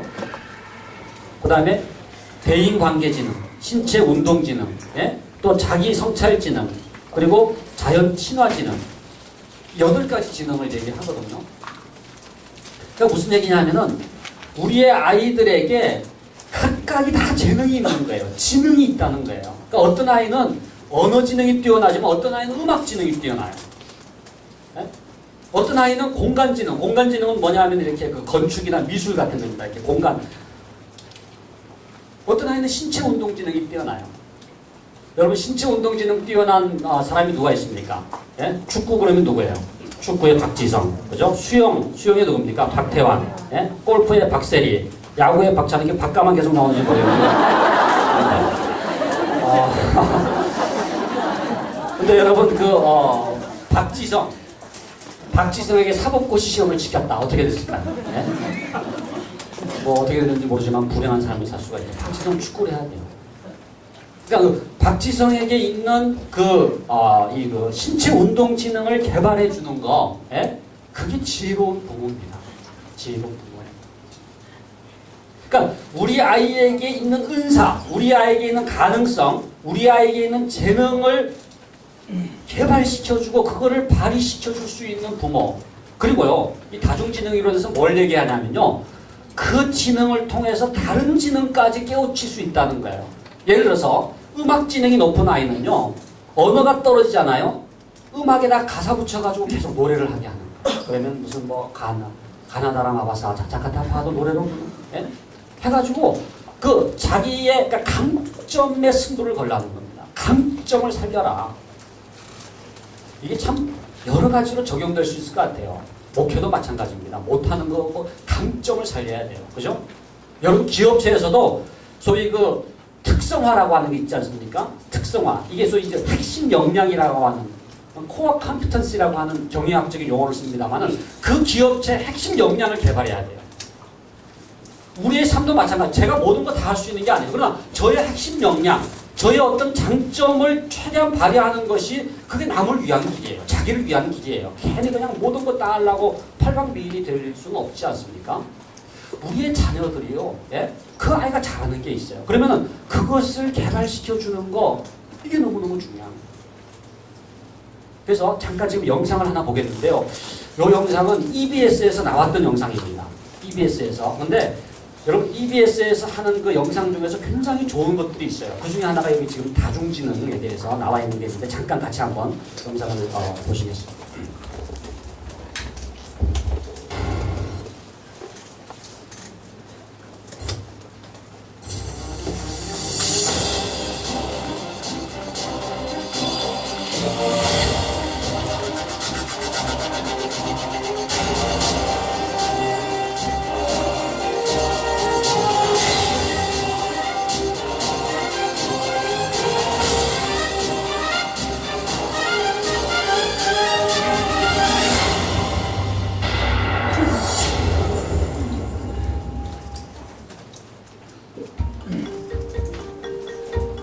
이름이 예쁜 헤어루미는 축구 선수가 꿈입니다. 지혜는 선생님이 되고 싶어 하지요. 광렬이는 판사가 꿈이고요. 민지는 간호사가 꿈입니다.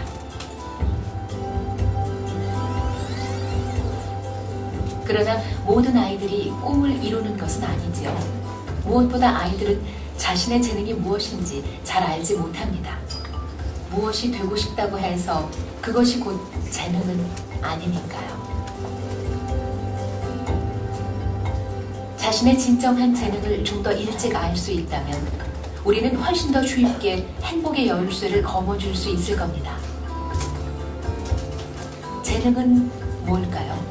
오늘은 그 이야기입니다.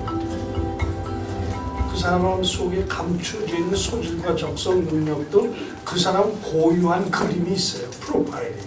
We should always look for our children's strengths, and they may not be in school activities. Curiosity is the most important element. The genes are there. There's nothing you can do about it.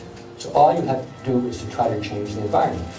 If you give them curiosity and love of learning, they will eventually become creative. I think especially for young children, if they're not strong in an area, we should try to build it up like a muscle. As the child gets older, then I think you should play with your strength.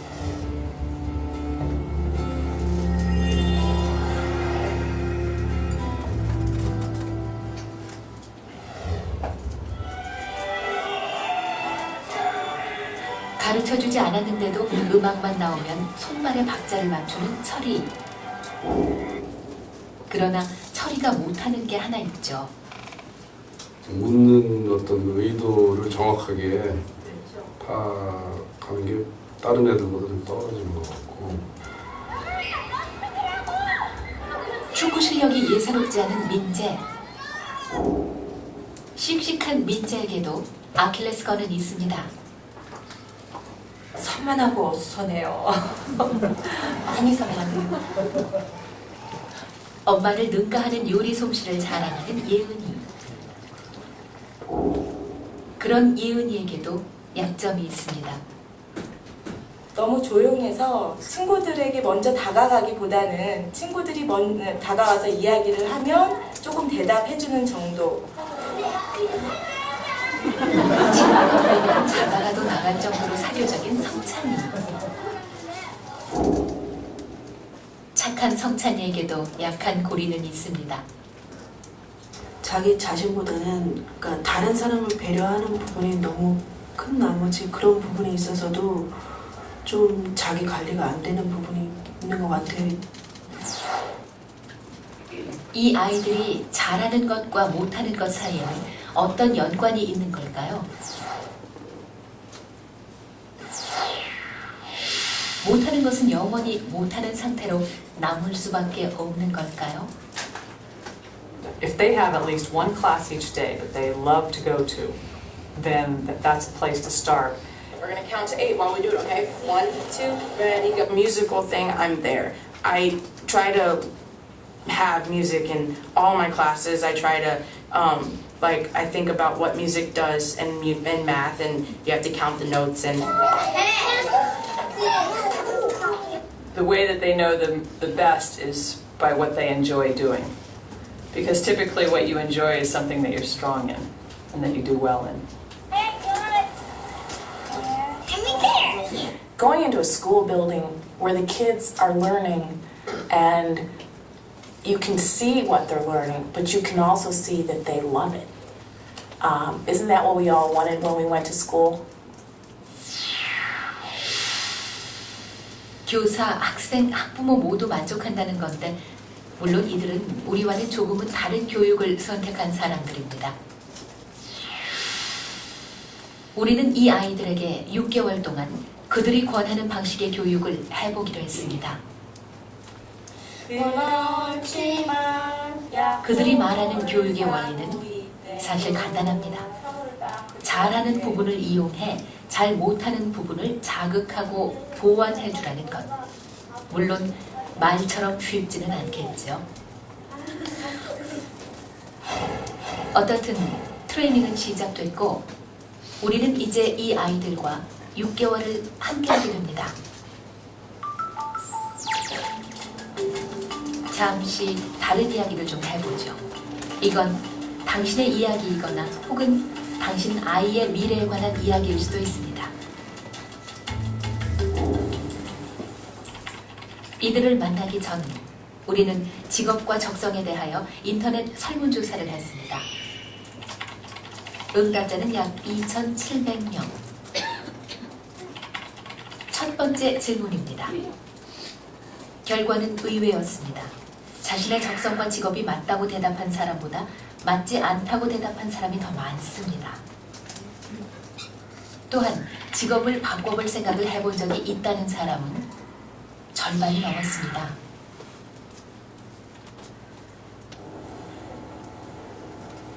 자신의 직업에 불만을 느끼고 있다고 대답한 사람 중 비교적 불만도가 높은 8명을 초대했습니다. 이들은 모두 자신의 직업에 대해 심각하게 고민하고 있고 늘 이직을 생각한다고 했습니다. 그런데 의외로 이들이 하고 있는 일은 누구나 한 번쯤은 꿈꿔봤을 그런 직업들입니다. 막상 제가 현장에 가서 일을 해보니까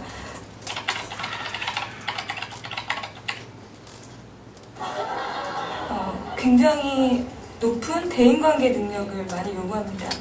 사실 그 현장에서 고민도 많고 또 개인적인 만족감도 그리 높지가 못한 것 같습니다. 안녕하세요. 쇼호스트 오영훈입니다.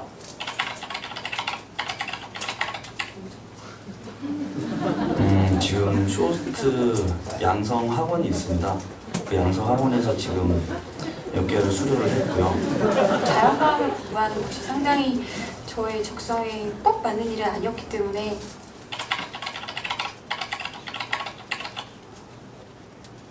그래서 1년 대학에 다니는 동안에 고민을 하면서 이제 부모님한테 말씀을 드리고 상의하는 과정에서 한번 휴학을 했었거든요. 이게 개인 사업이라 자유롭게 시간을 활용할 수 있을 줄 알았는데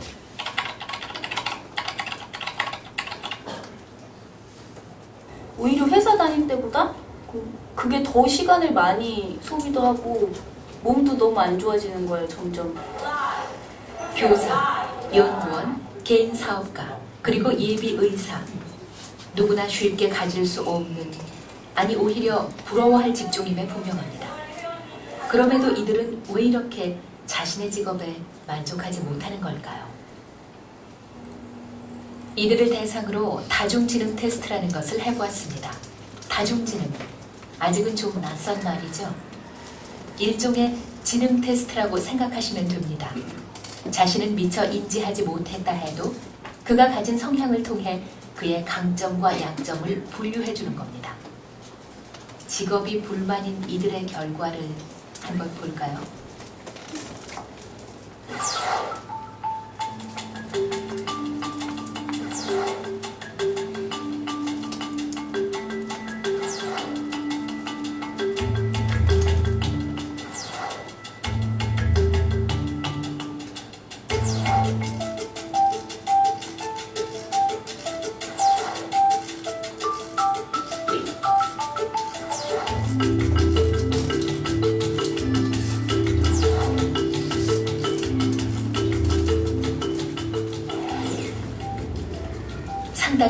같죠? 신기하게도 이들이 보이는 감정 지능은 모두 자신이 희망하는 직업과 일치하고 있습니다. 이번에는 정반대로 자신의 직업에서 성공했다고 평가되는 사람들을 만나봤습니다.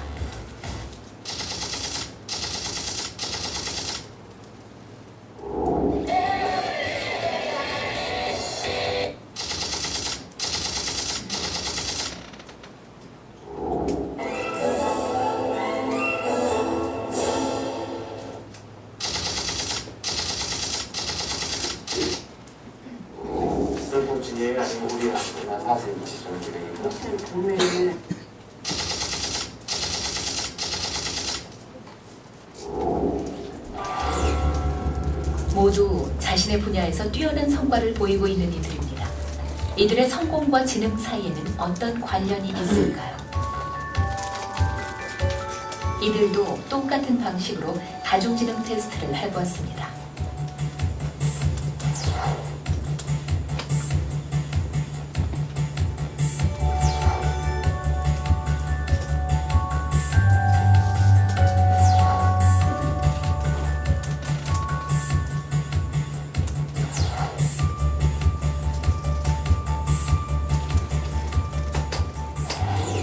조금 전 직업에 불만을 가졌던 이들과는 정반대죠.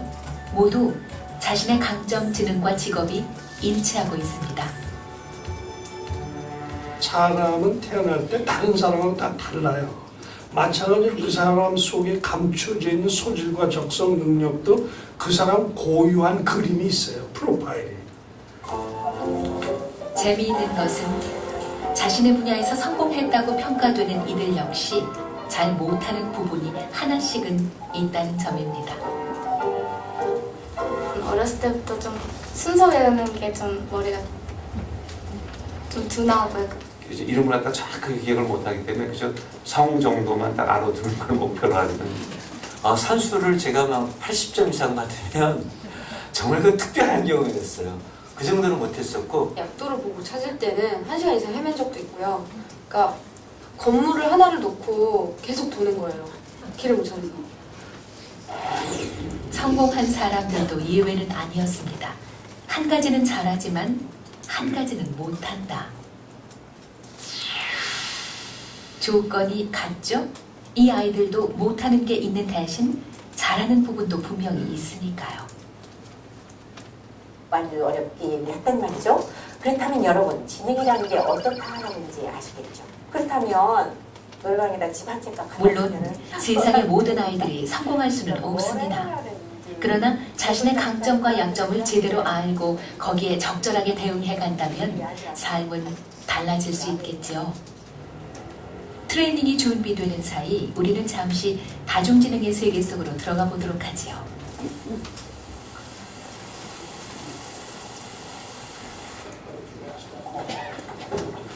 서번트 신드롬, 일명 바보 천재라고 불리는 이들의 작품입니다. 자폐 증세를 가졌지만 경이로운 능력을 가진 사람들, 그들을 가리키는 말이 바로 서번트 신드롬입니다. 전시실 한쪽에서 그림을 그리고 있는 이 소녀는 픽니알이라는 이름을 가진 자폐아입니다. 픽니안의 작품은 이번 전시회에서 가장 큰 주목을 받고 있습니다. 또 한 명의 서번트 신드롬이 탄생했다는 게 전문가들의 진단입니다. It's just very amazing. Like I would say, it's like a God gift also, miracle. 13살이지만 아직도 가게에서 거스름돈 계산을 하지 못하는 자폐아. 그런 픽니안이 유독 미술에 관한 천재적 재능을 발현하고 있습니다. 그의 이런 능력을 어떻게 해석해야 할까요? The majority, probably about 3/4 of the savants, would be below an IQ of 70.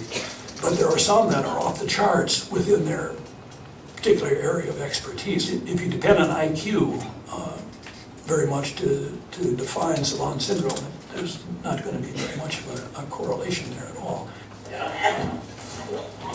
이 천재 소년의 뇌 속에서는 과연 무슨 일이 일어나고 있는 걸까요? IQ라는 잣대로는 절대로 해석할 수 없는 이 아이의 재능 속에 비밀의 열쇠가 있습니다.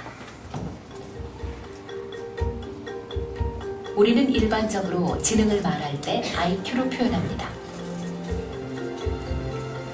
IQ가 높으면 머리가 좋고 IQ가 낮으면 머리가 나쁘다는 식이죠. 그러나 다중지능 이론은 그 논리를 뒤엎습니다. 인간의 지능은 IQ 같은 통합된 방식으로는 체크할 수 없는 8개 지능으로 분화되어 있고 각 개인의 강점과 약점은 다르다는 이론입니다.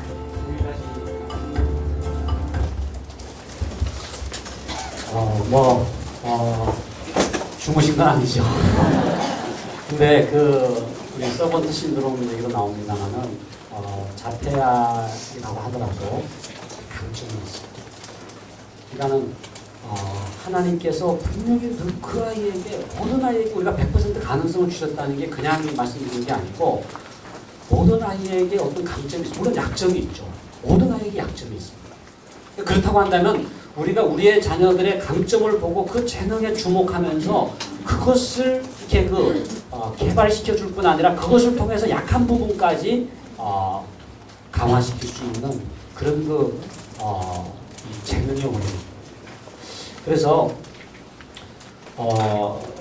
좀 길게 제가 일부러 이렇게 좀 시간을 들여서 그것을 보여드린 이유는 그 성경에서 얘기하고 있는 그 은사거든요. 은사, 행한 은사. 아까 그 핑미안이라고 하는 그 아이가 그거 여러분 그림 보셨잖아요. 여러분 뭐 비수를 뭐 전공하지 않든 하시든 엄청난 작품을 그리고 있다고 하는 건 알지 않습니까? 나중에 이제 프로그램 뒷부분에 가면 그런 얘기합니다만은 핑미안이라고 하는 그 자폐 아이가 그렇게 천재적인 서브트 신도롬 그 작품을 그릴 수 있게 된 거는 그 아이가 가지고 있는 강점도 중요했지만 핑미안의 어머니입니다. 지금 그 여인의 그 표정 보셨죠? 행복해요. 밝아요. 아주 우리 애가 뭐 그게 아니에요. 그 아이의 가능성을 보고 그래서 신의 선물이라고 그러잖아요. 아마 크리스찬인 것 같아요. 하나님이 그 아이에게 주신 특별한 선물이다. 그러니까 중요한 것은요, 우리 아이가 지금 어떠냐가 아니라 그 엄마가, 그 아버지가 정말 어떤 신앙을 갖고 있느냐가 참 중요한데 그 아이를 긍정하면서 마치 모세의 어머니 요게벳이 그 아이의 준수함을 봤다는 것처럼 우리 아이에게 있는 것이 있다. 저는 그 은혜의 과소평가, 우리의 가장 심각한 죄악입니다. 하나님이 은혜를 주셨는데 은혜를 과소평가하는. 예? 그 오병이의 기적이 있기 전에 그 제자들이 뭐라고 그랬습니까? 여기 보리떡 5개와 물고기 2마리가 있지만은 이것이 얼마나 되겠사옵나이까? 이거예요. 예? 뿐이니이다. 보리떡 5개와 물고기 2마리 뿐이니이다. 그러니까 이 제자들의 큰 죄악이 뭐냐면요. 이게 은혜에 대한 과소평가입니다. 은혜를 안 주신 게 아니에요. 하나님이 우리에게 은혜를 안 주신 게 아니에요. 우리 자녀들에게 은혜가 없는 게 아니에요. 우리 자녀들에게 있어요. 있는데 우리가 그걸 감사하지를 못해. 핑미안 어머니는 감사하고 있는 거예요. 그래서 그걸 감사하면서 그 재능에 주목하면서 그것을 개발해 주는 거, 여기에 진정한 지혜 교육의 원리가 있다. 이게 이제 4번째 원리고요. 5번째 원리는 동기 유발의 원리입니다. 여호와를 경외하는 자녀는요, 꿈을 갖잖아요. 비전을 갖잖아요. 하나님 저도 모세 같은 인물이 되고 싶어요. 하나님 저도 다윗 같은 인물이 되고 싶어요. 라고 하는 그 꿈과 비전처럼 중요한 동기유발이 없습니다.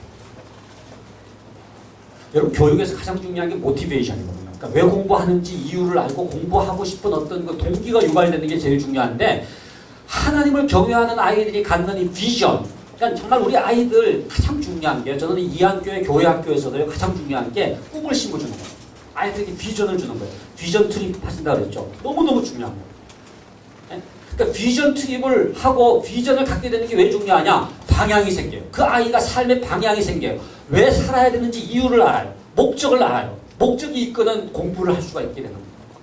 지금 애들의 가장 심각한 문제가 뭔지 아세요? 왜 학원을 나가야 되는지 모르면서 학원을 가는 거예요. 왜 공부해야 되는지를 모르면서 공부를 하는 거예요. 제가 그것 때문에 습득을 하는 엄마들을 많이 만났습니다. 자기는 이렇게 희생해가면서 공부를 시키는데 이 아이는 그걸 감사한지도 모르고 왜 공부하는지도 모르고 왜 대학 가는지도 모르고. 그래서요, 자녀 교육에서 가장 중요한 것은 그 아이가 꿈을 갖게 하는, 삶의 방향을 갖게 하는, 목적을 갖게 하는. 그래서 하나님을 경외하는 아이들이 갖게 되는 그런 그 꿈과 비전이 동기유발이 되는 겁니다. 그래서 신앙이 바로 이러한 동기를 유발하게 될 때 이것이 바로 학업 능력으로 나타나게 되는데, 핀란드 여기 지금 예를 이렇게 적어놨습니다만은 꽃집 주인이 될 거예요라든지 뭐 동화책 사파가가 되고 싶어. 이 핀란드 교육에서 굉장히 중요하게 생각하는 것은 바로 그겁니다. 그 아이들에게 꿈을 심어주고 뭐 그 꿈이 사소해 보여도 우리가 보기에 사소하지 그 아이에게는 굉장히 그게 지금 소중한 거거든요. 그러면 그걸 이루기 위해서 자기가 노력을 하는 거예요. 자기 주도적 학습, 자기 발전, 자가 발전이 되는 거죠. 그래서 저는 우리 아이들에게 우리 부모님들이 이렇게 축복 기도해 주는 건 참 중요해요. 이런 인물이 될 거야. 저희 아버님은 늘 기도해 주실 때 쌍둥이를 한날 1시에 하나님께서 허락해 주신 데에는 놀라운 뜻이 있는 줄 믿습니다. 해가지고 이렇게 이 기도해 주는 이 내용이 계속 이렇게 반복됩니다. 맨날 새로운 내용을 해주시는 건 아니지만 그 축복의 내용이 너무너무 지금도 이렇게 아름다운 추억으로 남아있어요. 여러분, 하나님께서 우리 부모들에게 허락해 주신 것이 뭐냐면 축복권입니다. 축복권. 이거는요, 여러분 목사님이 아니더라도 여러분들 머리 안 숙이도 해주세요. 예? 아이들에게 마음껏 축복해 주세요. 아브라함, 이삭, 야곱, 요셉 가장 강조되는 게 뭡니까? 축복권입니다. 축복권. 그래서 복받을지어다. 너 훌륭한 사람 될 거야. 하나님, 이 아이를 축복하여 주시옵소서. 아이가 학교 가려고 그러면 딱 붙들고서 머리에 딱 손 얹고 복받아라. 이거는 무슨 그냥 복을 주시옵소서가 아니에요. 내가 너에게 명하노니 복받을지어다. 네? 하세요. 네? 축도를 해버리세요. 축도를. 아이들이 그냥 집에서 학교에 돌아오면은 껴안고 말이죠. 해가지고 이게 지나가면은요, 나중에는요, 엄마 기도해줘. 아빠 손 얹고 축복 기도 해주세요. 부모의 축복 기도를 사모하게 되는 아이들. 예? 얼마나 좋은지. 그 다음에 6번째는 모범의 원리입니다. 모범의 원리. 여러분, 아까 그 SES, 소시오 이코노믹 스테이터스죠. 사회 경제적 지위가 높은 가정이 그 아이가 공부를 잘하는 거가 아니에요. 물론 이제 우리가 그 통계를 내보면은 그래요. 사회 경제적 지위가 높고 전문직에 있을수록, 그리고 학력이 높을수록 그 자식이 명문대 들어가는 비율이 높죠. 근데 사실은 사회 경제적 지위가 아이들의 공부를 잘하게 하는 원인이 되는 게 아니라, 여러분 사회학 하신 분들은 그 독립변인과 종속변인, 그죠? 독립변인이 종속변인에 영향을 주는 건데, 매개변인이라고 합니다. 매개변인. 그러니까 그 독립변인이 매개변인을 통해서 이 종속변인에 영향을 주는데, 그 매개변인 중에 하나가 뭐냐면요, 부모가 공부하는 부모님요, 그 자녀가 공부를 잘해요. 그러니까 부모가 돈이 많아야 공부 잘한다가 아니라 SES, 사회 경제적 지위가 높은 부모의 특징 중에 하나가 주로 좀 이렇게 공부하는 부모라든지 집안의 분위기가, 공부하는 분위기가 형성되어 있다든지, 예? 그렇기 때문에 공부하는 태도를 지닌 부모의 자녀는 공부를 잘할 가능성이 높아요. 여러분, 제가 어릴 때 저는 이렇게 저희 아버님이 초등학교도 제대로 못 나오셨다고 했잖아요. 근데 저희 자녀들이 공부를 아주 잘하는 건 아니지만 그냥 이렇게 기본적으로 이제 하거든요. 그래서 가만히 생각해 보니까요, 저희 아버님이 공부를 하십니다. 그러니까 초등학교도 제대로 못 나오셨지만 저희 아버님 늘 설교 준비하시고 늘 성경 읽으시고, 예? 근데 어쩌다 이렇게 안방문을 열으면 저희 어머님이 이렇게 성경을 읽으시는 거예요. 여러분, 그런 분위기, 그런 그 부모의 공부하는 모습이요, 자녀들에게 공부하게 만들어요. 그러니까 공부하는 모습을 보고 자란 아이는 공부를 하는 거예요. 이게 모범의 원리입니다. 첫날 원리로 말한다면 각인의 원리예요. 그런 이미지가 새겨지는 거예요. 당연히 이렇게 책을 읽는 것이 인생이구나 라고 생각할 때 너무나 자연스러운 거예요. 그래서 성경 읽는 할머니, 성경 읽는 부모님, 디모데처럼 외조모 로이스와 어머니 유미게로부터 어릴 때부터 성경을 읽어오게 되는 자녀들에게는요, 지혜가 생기는 것은요, 뭐 하나님의 축복이 당연히 있지만 그것만으로 설명하는 게 아니라 얼마든지 우리가 이런 그 학문적으로 설명이 가능해요. 그래서 부모가 공부하는 모습은 자녀들의 학업 성취를 향상시키는 데 도움이 되고요. 사회 경제적 지위보다 부모의 공부하는 태도가 더 중요한 거예요. 부모가 기도하고 부모가 성경 읽고 또 이게 부부가 서로 사랑하는 게 얼마나 중요한지 모릅니다. 여러분, 부부가 갈등을 일으키잖아요. 그 아이가 집중을 못합니다. 그러니까 부부가 행복한 게 아이들 학업 성취에 굉장히 중요한 영향을 끼쳐요. 전혀 상관없는 것처럼 보이죠? 그게 아닙니다. 모범의 원리가 있습니다.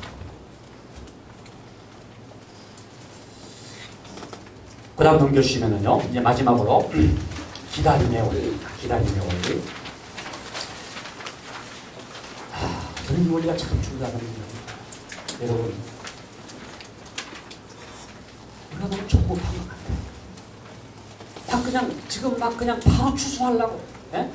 교육은 백년지대기라고 그랬는데, 여러분, 여기 지금 이렇게 왼쪽에 그림이 이게 지금 이 들판이지 않습니까?